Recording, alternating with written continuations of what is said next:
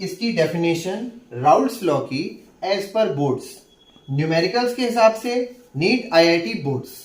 ठीक है, डेफिनेशन की इंपॉर्टेंस सिर्फ बोर्ड्स में है कि राउल्ट्स लॉ क्या कहता है, for a solution of volatile liquids, यानी कि आपने वॉलेटाइल लिक्विड मिक्स कर रखे हैं, जैसे डायग्राम में देखो ए और बी दो वॉलेटाइल लिक्विड्स मिक्स कर रखे हैं, the partial vapour pressure of each component, मान लो आपको ए का ही वेपर प्रेशर निकालना है तो वो कहलाता है बेटा partial vapour pressure. The partial vapour pressure of each component in the solution is directly proportional to its mole fraction, यानी कि इसका वेपर प्रेशर इसकी मोल फ्रैक्शन के हिसाब से आएगा पार्शियल वेपर प्रेशर, और पार्शियल वेपर प्रेशर बी का इसके मोल फ्रैक्शन के हिसाब से आएगा, मतलब जिसका ज्यादा मोल फ्रैक्शन होगा उसका वेपर प्रेशर भी ज्यादा होगा, कॉमन सेंस की बात है।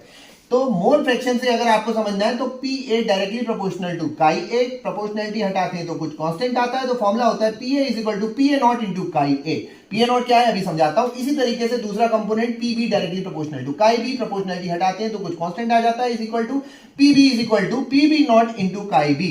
पी ए नॉट होता है vapour pressure of pure A, अगर आपने सिर्फ ए ले रखा है तो क्या वेपर प्रेशर होगा, क्या वेपर प्रेशर डेवलप होगा, कितनी वेपर्स निकल रही होंगी। जैसे मान लो ए और बी आपने ले रखे, मान लो ए ले लिया पेट्रोल, तो केवल अकेले अगर पेट्रोल ले रखा है, जिसको मैं ए कह रहा हूं, अकेले पेट्रोल ले रखा है तो इसका वेपर प्रेशर कितना होगा, तो इसे आप कहेंगे पी ए नॉट।